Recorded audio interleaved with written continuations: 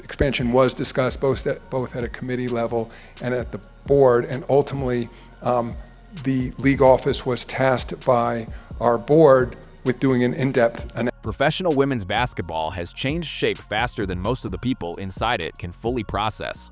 What looked for years like a steady, patient build has instead turned into a compressed, high-pressure transformation, and at the center of it is a debate that shows no sign of settling down. Whether the game is officiated fairly, and whether the people running it are more interested in growing the sport or squeezing every possible dollar out of one player's popularity before the moment passes. For most of the league's history, growth was slow by design. Franchises operated on modest budgets, television deals were an afterthought, and the sport was treated less like a major asset and more like a long-term project that might eventually pay off. That approach held for decades. It stopped holding the moment a rookie out of Iowa proved she could move television ratings, ticket prices, and merchandise sales at a scale the league had never seen from a single player. Once that became undeniable, the pace of decision-making at the top changed almost overnight. Media rights negotiations accelerated. Expansion plans that had been theoretical for years suddenly had real cities and real timelines attached to them. And a debate that had mostly stayed inside front offices spilled out into public view. Is the league adapting in good faith, or is it just chasing a windfall while it lasts? That tension shows up most clearly on the court, in how physical the game has become and how inconsistently that physicality gets called. When Clark entered the league, most observers expected the usual rookie treatment, some extra contact, a testing the waters period, nothing outside the norm. What actually followed was more aggressive than that. Hard screens that bordered on blindside contact, extended forearm and hip check defense, and double teams that started well before half-court turned a number of her early games into something closer to an endurance test than a basketball matchup. Fans noticed immediately, and so did a lot of the players competing against her, several of whom have said publicly that the level of contact directed at her stood out even by the standards of a physical league. That's where the officiating complaints really took hold, and they haven't let up. The core frustration isn't that the game is physical. Plenty of fans like a physical, competitive product. The frustration is inconsistency, the sense that some contact gets whistled immediately while similar or worse contact against Clark specifically gets waved off, and that calls seem to shift depending on who's on the floor rather than what actually happened on a given play. That inconsistency has fueled accusations in both directions. Some viewers believe she gets away with contact others wouldn't. Others believe she absorbs contact that would draw a flagrant against anyone else. And the league's slowness in clarifying its standard or in disciplining plays that clearly cross a line has left both sides feeling like officiating is being managed reactively instead of applied evenly. When the league did eventually start tightening whistles around perimeter players and cutting down on some of the rougher screening plays, it read to a lot of longtime observers less like a consistent policy and more like a response built around protecting one specific star, which only deepened the sense that the rules were being applied unevenly rather than fixed outright. Veteran players have had to adjust to more than just a new level of media attention. Defenders who built their careers on physical, attritional defense have found that the same techniques that used to be standard practice now draw quicker whistles. And some have said openly that they feel like the rules changed under them without much warning or explanation.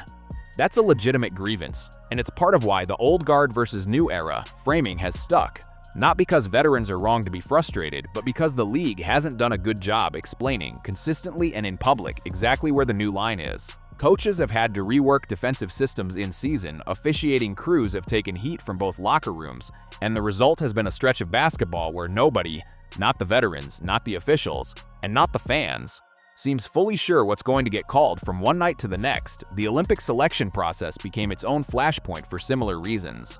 The public explanation centered on chemistry, positional need, and experience within the existing roster structure, which is a normal and defensible basis for a roster decision. But because the explanation came from the same league office simultaneously negotiating record media rights deals built substantially around Clark's popularity, a lot of fans didn't buy it at face value. The suspicion, and it remains a suspicion, not a confirmed fact, is that keeping her out of Olympic competition also happened to protect a heavily marketed, tightly controlled domestic media asset during the league's most commercially important stretch. Whether or not that suspicion is accurate, the fact that it took hold so quickly says something about how much trust exists right now between the league office and the audience it's trying to grow. When people already believe an organization is optimizing for revenue over merit, roster decisions stop being read as basketball decisions and start being read as business decisions wearing a basketball explanation. That trust gap matters because of what's happened financially in the background. The league signed an 11-year media rights agreement worth roughly $2.2 billion, a deal that would have been unthinkable a few years earlier, built on the leverage of a viewership surge tied directly to this rookie class and Clark in particular. Networks like Disney, NBC, and Amazon are now paying real money for a product that used to be treated as a minor supporting piece of a larger sports media package. That's a legitimate, historic win for the league and its players, full stop. But it's also raised the stakes on every subsequent decision, because now every officiating call, every roster move, every scheduling choice gets read through the lens of whether it's protecting that investment rather than serving the competitive integrity of the game. Travel is one place where the financial upside was undeniably good for players, even if the reasoning behind it wasn't purely altruistic. For most of the league's existence, teams flew commercial, middle seats, layovers, public terminals, all of it. The standard explanation was always budget. The numbers didn't support charter travel. That explanation stopped holding once crowds at commercial airports around Clark's team travel grew large enough to raise real safety and security concerns.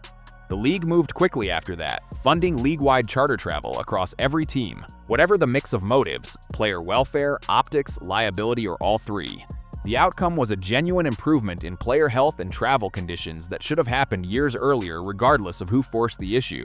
Some smaller market franchises have had a harder time absorbing the added cost, which is a real structural problem, but it doesn't undercut the fact that the underlying change was good for the players actually living it. Expansion is moving at a similar pace, with new franchises planned for markets including Golden State, Toronto, and Portland, effectively aiming to grow the league's footprint significantly within a short window.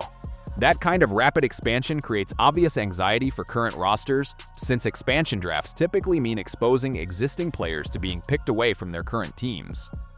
Combine that with a rapidly approaching new collective bargaining negotiation, and there's a real sense among current players that the business side of the league is moving faster than the players' side can organize around. Growth is good. Growth without clear communication to the people whose jobs and rosters are directly affected by it tends to produce exactly the kind of unease that's showing up in locker rooms right now. Media coverage is where a lot of the audience frustration has become most pointed, and it's worth addressing directly rather than glossing over. There's a growing and increasingly vocal segment of the fan base that's tired of narratives built around manufactured rivalries, exaggerated conflict, and headlines designed to generate outrage rather than inform. Real tension between players exists. That's normal in any competitive league, but the gap between an actual on-court rivalry and a clickbait headline manufactured to farm engagement is significant, and a lot of viewers have made clear they can tell the difference and don't appreciate being treated like they can't. When outlets frame every hard foul as a feud, every post-game comment as a shot fired, and every roster decision as a conspiracy, it cheapens the moments where real conflict or real controversy actually does deserve scrutiny.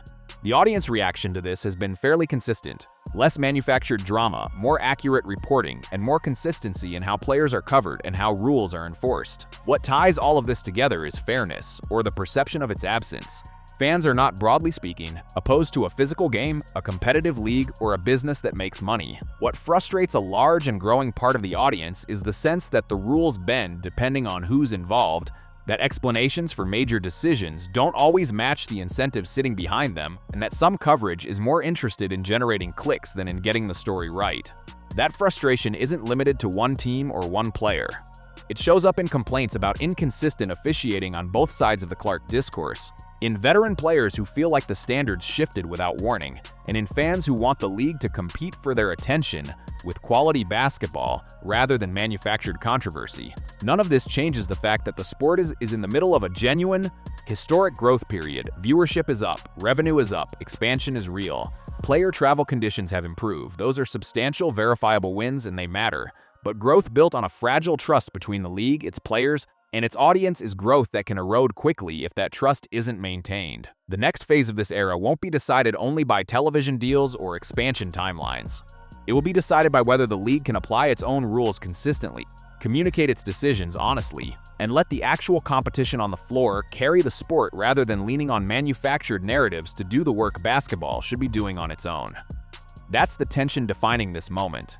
The financial trajectory of the league has never looked better. Trust between the people playing the game, officiating it, covering it, and watching it has rarely looked more strained.